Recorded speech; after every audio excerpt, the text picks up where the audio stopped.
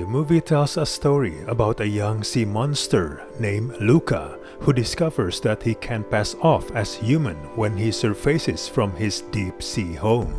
He makes a friend with another sea monster, and the two of them go off on a quest to find a Vespa because that is their obsession.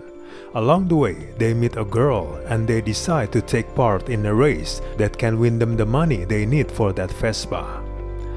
First of all, this is one of the few Pixar movies that's disappointing. It's one of the studio's weakest efforts and may be a sign of how tough it is to maintain the standard of excellence with annual releases. Comparing this movie to the two 2020 Pixar movies, Onward and Soul, this movie just seems a trifle. Unlike nearly all Pixar movies, this movie isn't particularly moving, inventive, or even visually dazzling. It's a lazily paced coming-of-age comedy. Its story meanders along like a lazy summer day with little urgency or momentum. Set on the Italian Riviera in the mid-20th century, the movie spins a long lazy story about acceptance and teen insecurity.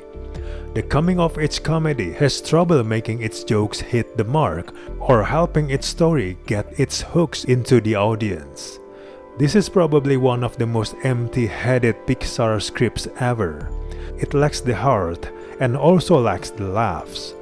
It's a dull time killer aimed at a very young and undemanding audience. The movie managed to capture the flavor of Italy but has trouble connecting the emotional notes. There are some rumblings about the sea monsters wanting to express their true selves and being accepted by humans even though they are different. But this is not developed enough. The characters are not really interesting. The movie just seems to be throwing everything at the viewer to make up for the weak characters. The animation also wasn't particularly impressive. Because of this, the movie lacks much of what made other Pixar movies so special. It's just a kid's adventure movie with the flimsiest premise with very little in terms of jokes, as it relies on physical humor. Overall, this movie is just a very basic, watered-down premise that goes nowhere. It's not particularly funny or moving or anything. There are a lot better options on Disney Plus than this.